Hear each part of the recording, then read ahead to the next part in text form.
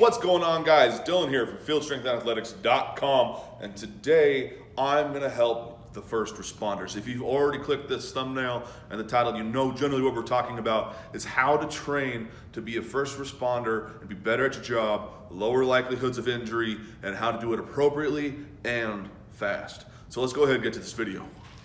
Just a little bit of background so that you know I know what I'm talking about. I've worked hand in hand with first responders, firefighters, police officers, and active military members and post-military members with their training to help them, one, be better at their job, faster at their job, and also prevent injuries. This is probably the biggest thing we can focus on. How do we keep our first responders and active military out on the field doing what they do best?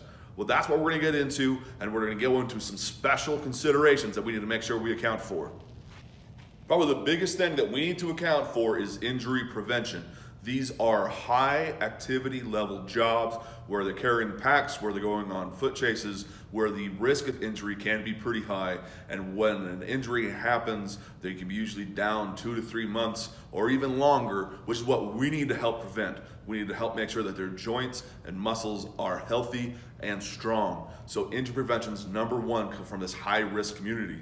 And number two, we need to make sure that we account for their stress levels. They also have very high stress jobs, first responders, military, whatever it is, the stress is really high, and we need to make sure that we account for that in training. Having nothing but high stress all the time does not lead to good recovery, and that's very important. Now, some special considerations where we need to break down the different groups a little bit. These are some things you want to pay attention to. So for the police officers, when they make a traffic stop, about 12 to 14% of all stops end in a foot chase. The average foot chase comes down to usually about 0.59 of a mile, right? So we're talking about half a mile to a little bit longer of a mile. So we need to train for these distances and these rates in which they need to go from driving 5 hours straight, sitting in a car, to having to get up and go and sprint for over half a mile. This is very, very difficult to do without, you don't get to stretch, you don't get to warm up, you don't get to do a couple extra bodyweight squats. You've got to get out of the car and go. So we need to train for that in particular. Now, when we're talking about firefighters and some active military, we need to look at their kits and the weight in which they're carrying, because this can also put an extra stress on some of their joints. Average kit for the firefighter is going to be about 45 to 75 pounds, depending on what kit they are wearing, what kind of fire that they're going into. So we need to make sure that they are capable of holding on to kits this heavy and that their joints can handle it. And when we train, we've got to make sure that we have something similar type of stimulus throughout the training blocks.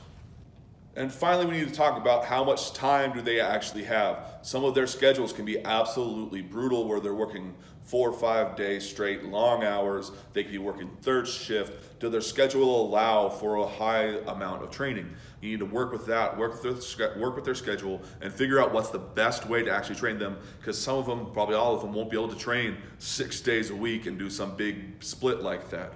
And then one thing we want to make sure that we account for is past injuries, right? The most likely will have some type of injury in the past that we need to make sure that we know and account for. And that goes for any client, that goes for any person out there trying to train. If you have an injury, make sure that you have some plan to help strengthen that injury and make sure that you don't make it worse and you don't re-injure. So those are all of the special considerations that I want to talk about. Let's go ahead and go on to more of the specifics of the what, the when, and how. All right. Now, from my personal experience of working with these communities hands-on, is that there's some specific needs when we're talking about training. We need to work on maximal effort, submaximal effort. We need to work on our short duration sprint cardio. We need to work on our mid-duration glycolytic cardio. And we need to make sure that we're doing some unilateral work that'll help strengthen the joints.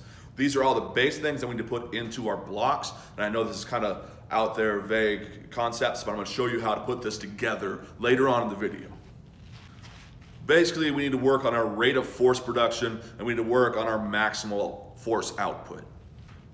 All right, so for these communities, we want to train usually about 2 to 4 times per week for whatever their schedule allows or what some of their training background allows. If they're going to be working 2 times a week, I'll usually recommend a whole body split both of those days so we can make sure that everything's getting enough attention. If they're doing 4 times a week, I like to do some of an upper-lower split, or you can think of it like a push-pull split, whatever type of split you like to do with that. All of those will work, but you want to make sure to kind of break it out a little bit so now you have more time to focus on those different needs. If you're training 2 times a week or you have your client training 2 times a week, I would recommend that you do one where you're focusing on mid-duration glycolytic process. So you're training for, say, about 30 seconds to a minute max before you get any rest periods. This would be like saying doing an AMRAP set at a medium weight. This would be doing a short circuit that only lasts 30 seconds to a minute. Then this will train for about that half a mile distance, right? Anything within those means. And then the other day you're going to have your short duration sprint, where this is where you're going to be working on quicker sets, heavier weights, where you're doing 3s, 5s. And then when you're talking about your force output or your rate of force production, you're doing things like heavy sled sprints, you're doing just regular sled sprints, and you're working on these very short, under 10 seconds, right? This is getting out of the car and go. This is what we're talking about when we're talking about short duration sprints. When we're talking about 4 times a week, I like to do 2 medium, 2 short.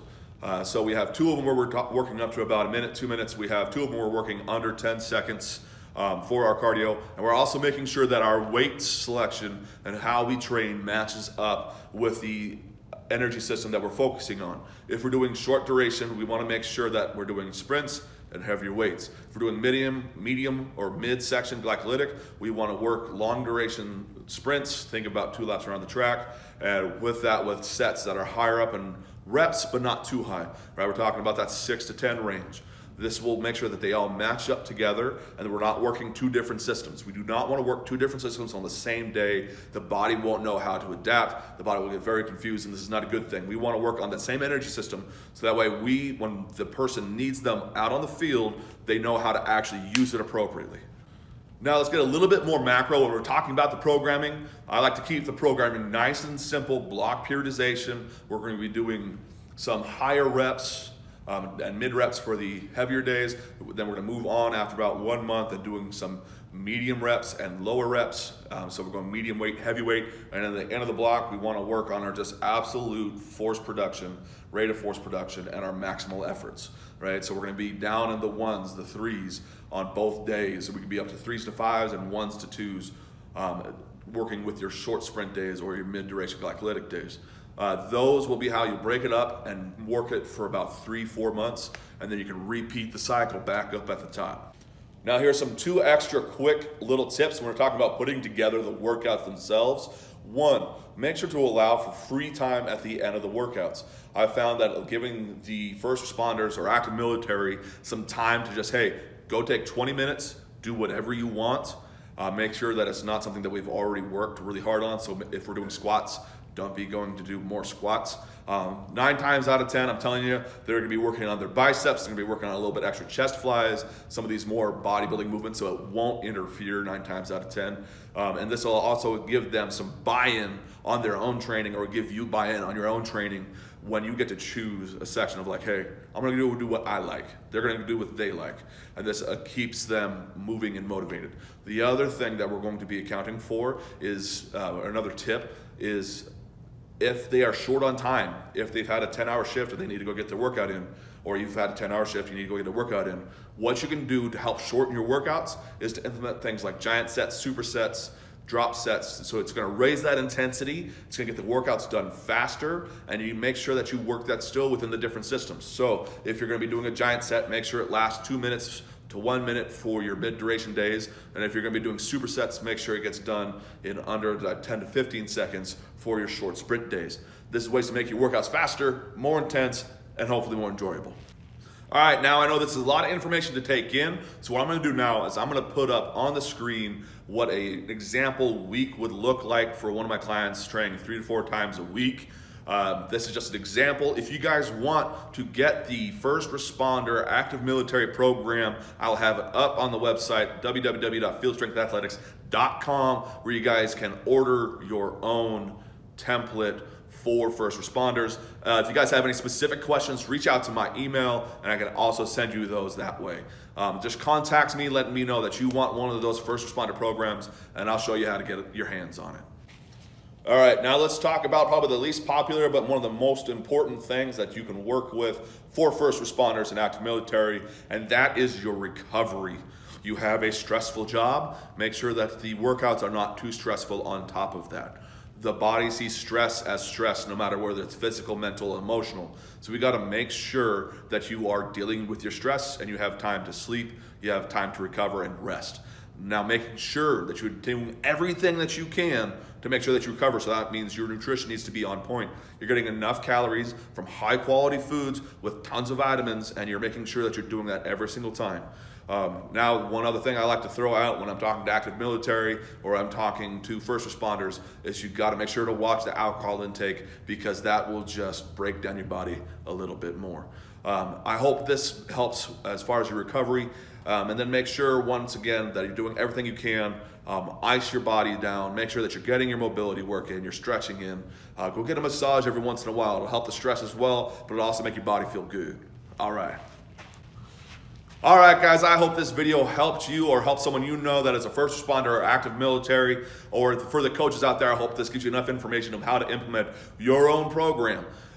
If you guys have enjoyed this and you were looking for the first responder active military program, either email me, contact me from the website, www.fieldstrengthathletics.com. The link will be down in the description below, where you guys can find the way to contact me and I can get those out to you.